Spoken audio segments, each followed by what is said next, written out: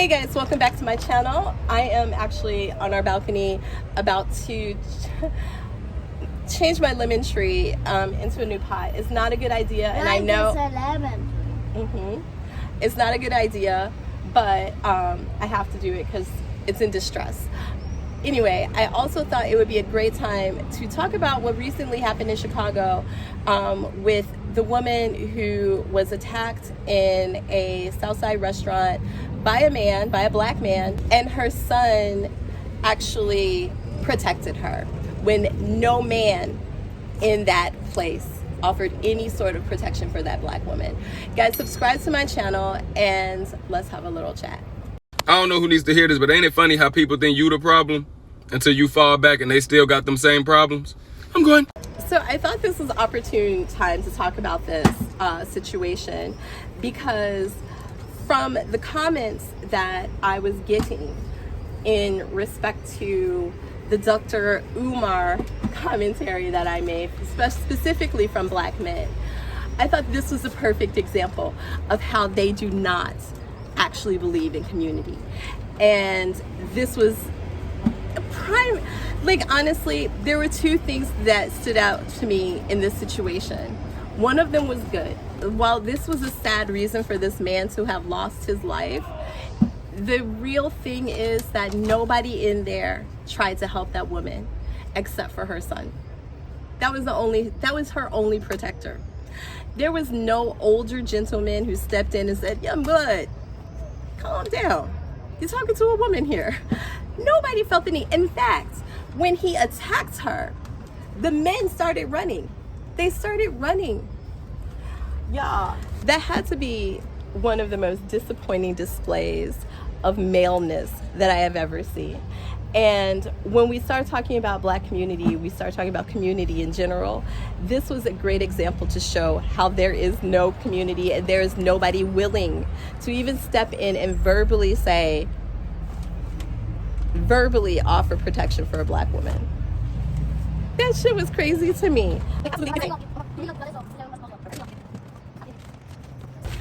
So I thought, you know what? With so many men,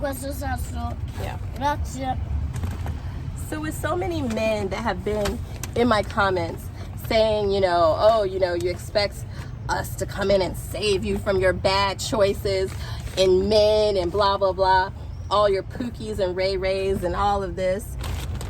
Like one of the things that's, they always say is that us black women, we make bad choices in men, right? But the truth is strangers attack us, and they don't expect strangers and get the teens. And they don't expect anyone to, the strangers, the attackers, know that very few people are actually going to do anything to try and protect or save a black woman. I'm so happy that she was released because it was self-defense, obviously, that her and her son were released. But I do think that that was the perfect display. I think the good thing that could come out of this is that in this situation, it set a precedent for black women to protect themselves. And we already know that we don't have protection from the community, from the men in our communities. We know that we have to do what we have to do for ourselves over and over again. Hi. Uh-oh. There's somebody who just got out of the bath. Oh no. You gonna give me a kiss? Give me a kiss, good night. Give me a kiss. Good night. Mom, I can do it. Love you. I can do it. Okay. Yeah, keep going. We're not finished. We're gonna finish, then you'll take your bath too, okay? My bath. Your shower, sorry. Take a shower. I think it helps set a precedent. Ooh. I'm so happy that it finally set a precedent, because what it showed is the lack of empathy that black women have. It shows the lack. Please don't hit me with that. This thing. Bring it over here. No, baby, go put your clothes on. Go put your clothes on. Go put your clothes on with Papa. We only do in the mountain. Really? No, baby, go put your clothes on. You're clean. We're getting dirty, so go put your clothes on. Mommy's trying to fix one of her plants. Okay? Yeah. Go put your clothes on and go to sleep. I think it's an important precedent for Black women. And it allows us to have a precedent of protection for ourselves. Because in so many instances, people claim that we're the aggressors, that we're the ones who are asking for something bad to happen in the situation. And in this situation, I have seen, since this has happened, I've seen so many men coming to the defense of what this man did. It's telling me why so many Black women have come to dislike Black men, and why they really feel the way they do. I'm raising Black boys, so I don't want to ever feel like all Black men are like this. But there is a good majority of men who are saying, well, if she had just shut up, if he had just shut up, if he had not approached her, because apparently he wanted to cut her in line and she wasn't having it. And he was expecting, because he's male, because he's aggressive, because he's violent, that she was going to acquiesce. Good night, baby. Go to sleep. You want mommy to help you go to sleep? I think one of the disturbing things is to see how many men will try to make excuses for a man to abuse a woman. And what that... Aspetta, devo rompere questi sassi. Okay, it's just dirt, baby. No, sono sassi di terra. Okay, but you don't have to... It's easy to put the big chunks in there and break them up inside here, too. So we're going to try and put... And I have the gloves. No, Juno, don't come out here and get dirty. Go. So what excuse can men really give Black women when they talk about protection? When they say that they are the protectors? Don't worry. Papa needs to figure it out. We are doing something else. So let Papa figure that out. So when we talk about the community, when we talk about protecting a community, they don't see Black women worth protecting. And they don't want to protect women. They don't want to protect Black women. They don't want to be responsible in any sort of way in respect to community. And I think that it's okay, let Papa figure that out. Papa wants to keep playing the game with Juno. That's his purpose. That's his thing. So part of what I'm doing right now with my plant is I'm removing the bad dirt. And I'm putting this plant in a container with fresh dirt that hopefully will help her live. That's not cool, this door. Yeah, this dirt has, I've planted several things in this dirt, and without having really,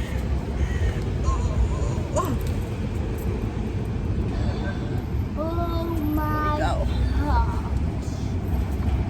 So, oh my God. So changing, I feel like it's very metaphorical, because there's a lot of stress in change.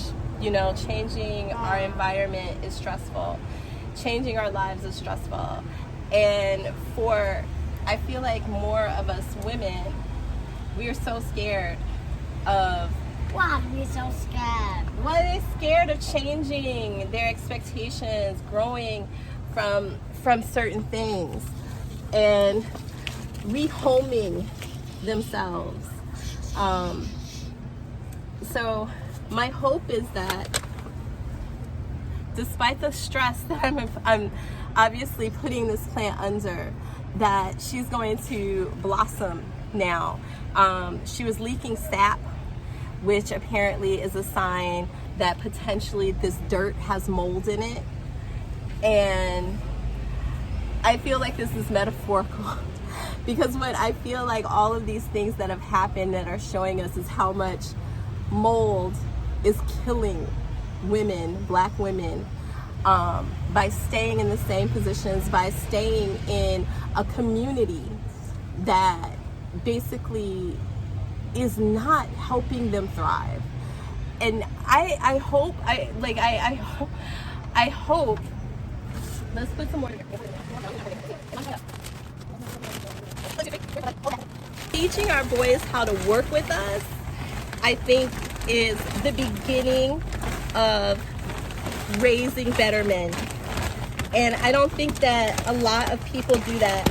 They don't teach their boys to work with women. They don't teach them to follow our leads and tell them what we need, listen to us. Yeah. It's not easy, but I think that the more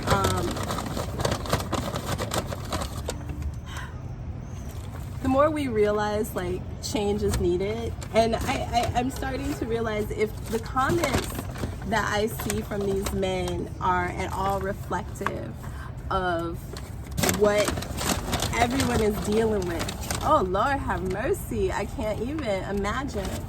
I think this is a great metaphor for like change. It's scary. You have to get completely new, and I really want that more Black women recognize this. I'm like reading the comments, and the men in my comments, there has not been one.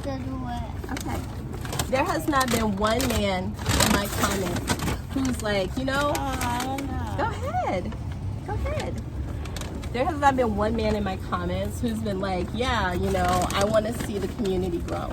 I want to see, us have better relationships. And this isn't about romance. This isn't about romance. This isn't about who you get to bone. This is about the people who are like you and who you want to see thrive. You want to see exist as humans in general. And what I am learning from the comments is that there are plenty of men who do not want to see Black women thrive. They don't want to listen. They don't want to exist.